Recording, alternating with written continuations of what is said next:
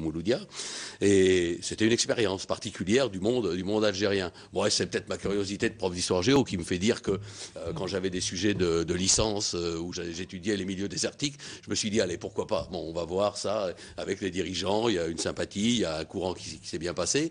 De dire pendant un certain temps, je vais voir comment ça se passe et contribuer à l'élargissement de l'espace sportif algérien. Mais c'est un vrai pari. Alors après, il faut établir une logique. Comment est-ce que vous allez travailler? Savoir que le joueur un petit peu people, un peu à la mode du championnat algérien, il ne va pas forcément aller tout de suite à Béchar. Mais vous avez les moyens de créer une structure de formation en faisant venir les meilleurs jeunes de l'Ouest. Vous avez les moyens de prendre des joueurs... C'est-à-dire que vous pouvez avoir un rayonnement régional. Voilà, il y a déjà un très bon rayonnement régional. C'est important parce que ça crée de la cohésion avec le public, avec les fans. Et puis vous pouvez avoir ensuite... une politique de relance, c'est-à-dire des joueurs qui ont été à un moment en difficulté, que vous allez relancer, qui sont au niveau des autres. Il n'y a pas de grande différence entre tous les joueurs de D1 algérienne.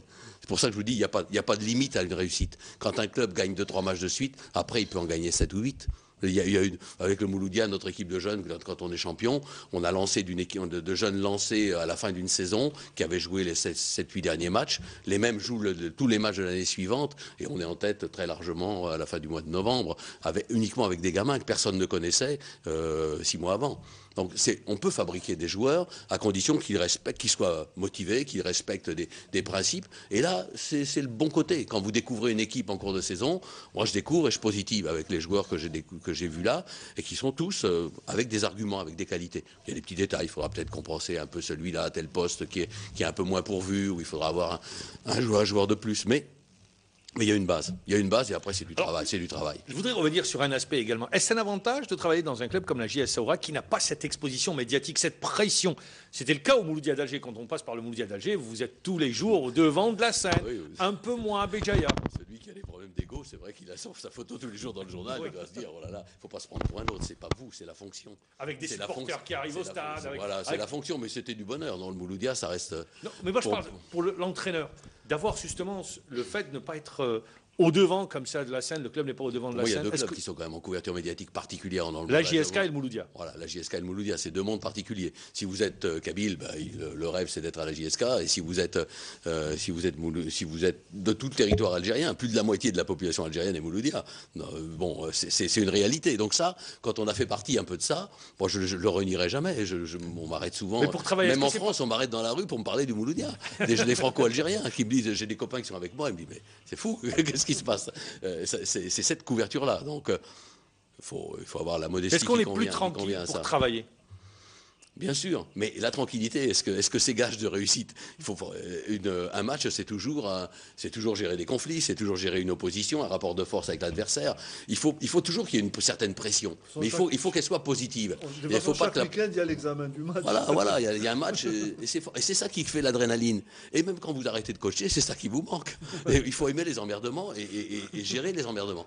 Et prendre du bonheur à régler tous ces problèmes et à faire qu'il y ait une aventure humaine, une vie collective qui se mette en place et qui soit... Alors on va rester là. Oui. Mais c'est important pour un entraîneur qui aspire à construire une équipe sur le court terme. Vous inscrivez sur la durée? Voilà, c'est important d'avoir une telle sérénité. Au Mouloudia ou à la JSK, après 2 défaites, ça y est, c'est la guillotine. Oui, mais partout.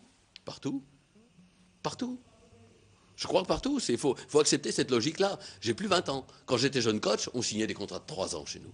3 ans, on construisait dans la durée, etc. etc. D'accord, on peut construire. Je pense qu'il faut faire les choses comme si on devait les faire pour 2 ans, pour 3 ans. Pour de la durée. Mais en même temps, il faut savoir qu'il faut gagner le match d'après si vous voulez la paix. Quand vous signez votre contrat à la JS Saoura, vous ne vous installez pas dans la durée, vous signez pour 6 mois. Oui, mais ça m'empêchera pas de faire aux dirigeants des propositions, d'analyser comment on peut mettre en place une logique de club, et s'ils le souhaitent, leur dire, ma petite expérience me permet de vous dire ça, faites-en ce que vous croyez, mais on peut peut-être évoluer de telle ou telle façon. Et après, on voit. Après, il y a toutes sortes d'autres critères de vie qui font que on poursuit ou pas. Mais il faut à la fois gérer l'immédiat, parce que si vous ne gagnez pas dans l'immédiat, vous êtes mort. Vous ne pouvez pas travailler. Il n'y a pas la sérénité, il n'y a pas la confiance. Que ce soit à la JSK au Mouloudia ou ailleurs. Pareil, partout. C'est partout comme ça. La preuve, c'est que, vous me l'avez dit tout à l'heure, la JSS c'est un petit peu énervé parce qu'elle voyait qu'elle descendait un peu au classement. Et le match de Borges, il était quand même, c'était des bras de fer. C'est des matchs avec des voisins de tableau. On perd à Borges, on n'est pas bien. On n'est pas bien, on est tout près de la zone relégable. C'est un adversaire direct au maintien. Voilà, on gagne à Borges, on s'ouvre une deuxième moitié de saison, et les joueurs avaient bien compris ça. Ils avaient vraiment bossé pendant les 8 jours pour réussir ça. Et c'est eux qui l'ont réussi et qui ont eu la volonté de le faire. Pour mener à bien votre objectif, comme vous l'avez si bien déclaré, de jouer le haut du tableau, est-ce que vous pensez la 6e place, 7e place, allez, disons pas le podium, la première partie. On est loin du podium, il faut être. La première partie, pour jouer la première partie, vu la position que vous occupez. Est-ce que vous pensez avoir l'effectif voulu? Parce qu'actuellement, vous avez 23 joueurs, 2 joueurs ont été libérés, donc vous avez 23 joueurs, il y a des blessés qui reviennent. Est-ce que vous pensez avoir l'effectif voulu? On a pratiquement tous les joueurs qui vont revenir, qui sont avec nous là en stage, qui se préparent. Maintenant, après. Un joueur par ligne me paraît très raisonnable. C'est-à-dire que ça met à la fois une pression sur ceux qui sont là, sans tuer des postes. C'est-à-dire si vous prenez, je sais pas moi, 3 joueurs dans une ligne, ceux qui existent auront du mal à jouer. Et après, les joueurs passent plus de temps à gagner leur place dans l'équipe qu'à jouer ensemble. C'est ça le problème de la concurrence, émulation ou pas. C'est que quand vous avez trop de rivalité à l'intérieur d'une équipe pour gagner sa place, quand vous avez trop de joueurs, ça peut être aussi négatif. Donc il faut que tout le monde soit bien dans sa peau pour jouer avec l'équipe. Et il faut du monde, mais pas trop. Il faut suffisamment pour pas être en difficulté quand vous avez -2, -3 sur des suspensions ou des blessures. Donc là, mettons qu'un attaquant, un milieu et un défenseur pourraient convenir. Mais c'est pas pour compléter l'effectif. Vous allez recruter On va pas prendre. On est en plein mercato. On réfléchit avec les dirigeants. Vous en avez discuté avec vos dirigeants? Oui, on réfléchit au sujet avec les dirigeants, on se contacte et on s'appelle régulièrement. C'est plus la filière franco-algérienne? La filière franco-algérienne, c'est simplement parce que les joueurs algériens actuels ne sont pas libres. On n'est pas en fin de saison. Bon, il y a des joueurs qui n'ont pas. Il faut essayer d'avoir des bonnes idées, de réfléchir, bien peser les choses. Elles ne marchent pas à tous les coups. Vous pouvez prendre deux jeunes, il y en a un qui va réussir et l'autre qui ne va pas réussir. Mais il y a peut-être un coup à faire. La filière des franco-algériens, moi, évidemment, on va me la coller. Vous avez cette étiquette. On va me la coller à chaque fois parce que. On dit que vous vous comportez comme manager. Voilà. Comme un manager. Ça veut dire quoi, manager? Si ça veut dire agent de joueur, c'est faux. Si ça veut dire agent de joueur. Non, c'est un métier respectable. J'ai déjà plusieurs boulots. J'ai été à la fois prof de fac dans ma vie, j'ai été prof de lycée à un certain moment, je suis entraîneur professionnel depuis un certain temps. C'est déjà pas mal, quoi. C'est déjà pas mal. Donc, agent de joueur, c'est arrivé à des moments où les gens me proposaient de faire ça, mais je sais pas, on peut pas tout faire. C'est pas possible. C'est un autre boulot. Comme ça, vous apportez les précisions. Voilà. C'est vraiment, j'ai jamais fait ça et personne ne pourra dire qu'à aucun moment je me suis comporté comme tel, ni les joueurs que j'ai eus, ni aucune personne là-dessus. Donc, je suis tout à fait à l'aise par rapport à ça. Maintenant, si la question est-ce que moi je peux convaincre un franco-algérien de venir, de prendre ses racines et de revenir au pays et de lui expliquer qu'il ne va pas forcément se faire manger, qu'il va quand même être un petit peu protégé. Je prends un exemple tout simple, Toufik Zerrara, arrivant à Béjaïa, dans un monde où vous aviez une partie de l'équipe qui ne parlait pas trop à l'autre partie, parce qu'il y avait 2 cadres dominants, je n'en donnerai pas les noms, peu importe, 2 cadres dominants qui étaient là.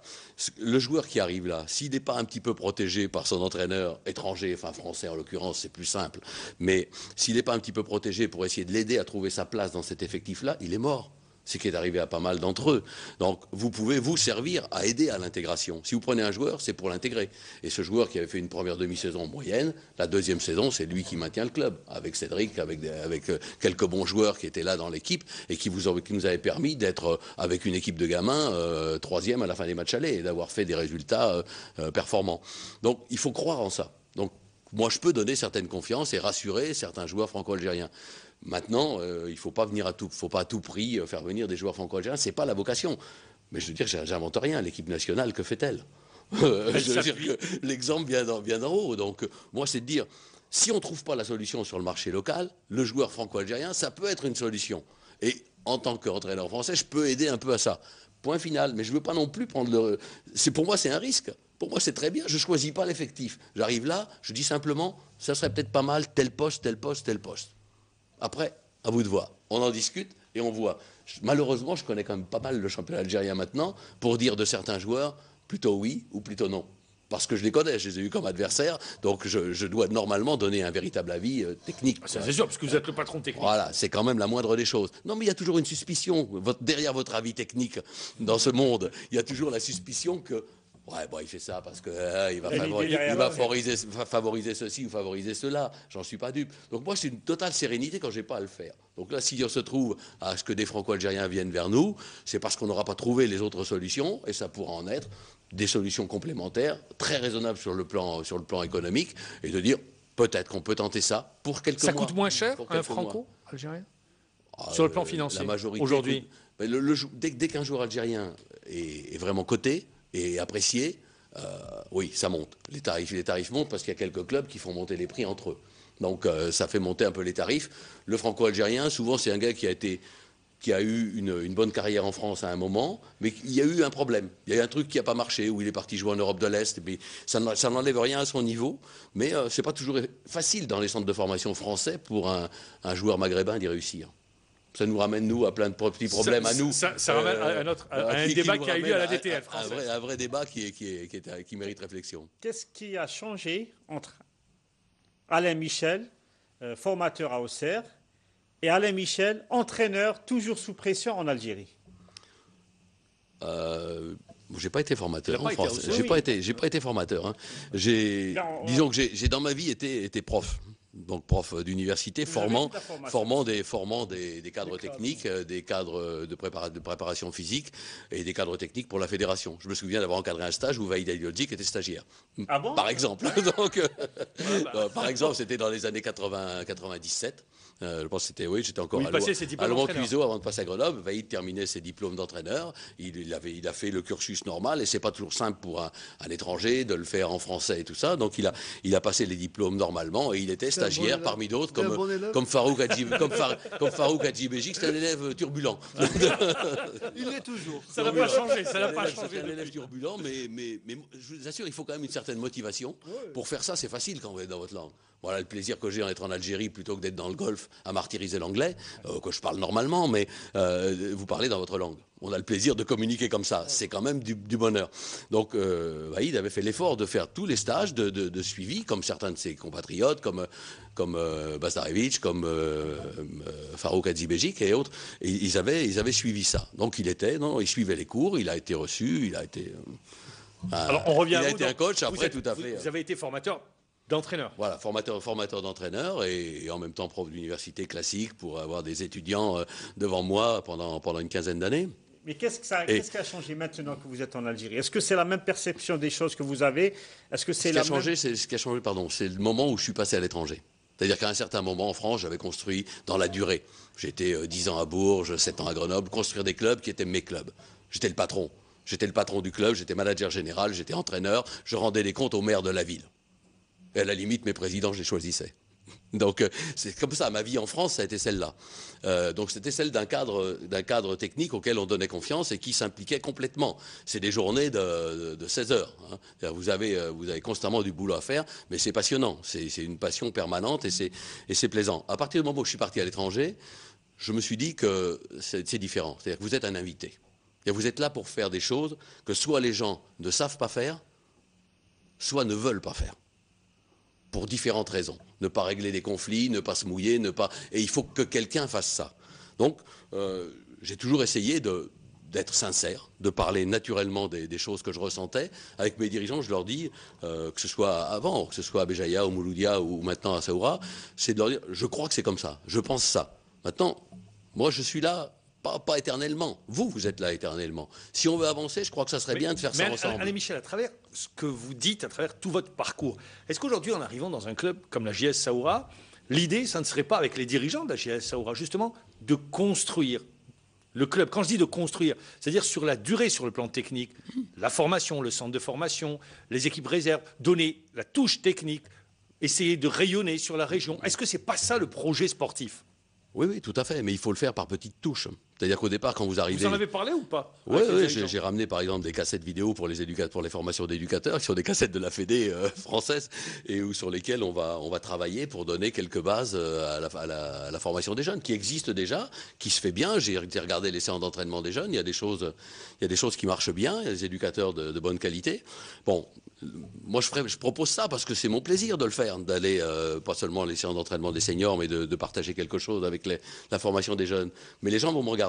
Je ne peux pas être uniquement un parleur. Il faut qu'ils aient confiance en moi. S'ils ont confiance et qu'ils se disent, ce mec-là, il a peut-être des choses à nous dire. La confiance passe par les résultats? Oh, bien sûr. Voilà, bien sûr. Pour résumer. Non, les résultats et la personnalité. Il ne faut pas se cacher. Il faut savoir ce qu'on est et il faut être naturel dans ce que l'on est. C'est-à-dire qu'il ne faut pas jouer un rôle. Donc moi, je leur dis, les résultats, c'est indispensable parce que ça donne du plaisir à tout le monde. Et en plus, il y a le travail et il y a les propositions. C'est-à-dire, on en parle. Je vous dis ça,